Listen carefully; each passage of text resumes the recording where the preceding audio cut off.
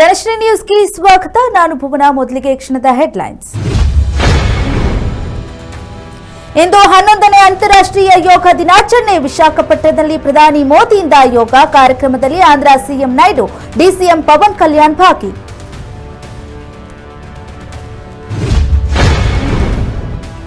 ರಾಜ್ಯ ಬಿಜೆಪಿ ಕಚೇರಿಯಲ್ಲಿ ಯೋಗ ದಿನಾಚರಣೆ. ಯೋಗಾಭ್ಯಾಸ ಮಾಡಿದ ಕಮಲ ಕಲಿಕಲು ಕಾರ್ಯಕ್ರಮದಲ್ಲಿ ನಟ ಕೋಮಲ್ ಹಾಗೂ ನಟಿ ಸುಧಾರಾಣಿ ಭಾಗಿ.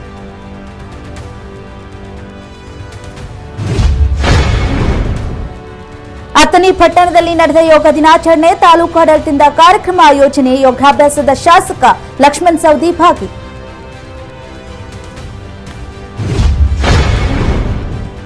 ಅಕ್ರಮ ಗಣಿಗಾರಿಕೆ ಬಗ್ಗೆ ಸಿಎಂಗೆ ಎಚ್ಕೆ ಪಾಟೀಲ್ ಲೆಟರ್. ಸಿದ್ದರಾಮಯ್ಯಗೆ 7 ಪುಟಗಳ ಪತ್ರ ಬರೆದ ಎಚ್ಕೆಪಿ. ಗಣಿಗಾರಿಕೆ ಪಾದಯಾತ್ರೆ ನೆನೆಸಿ ಪರೋಕ್ಷ ಅಸಮಾಧಾನ.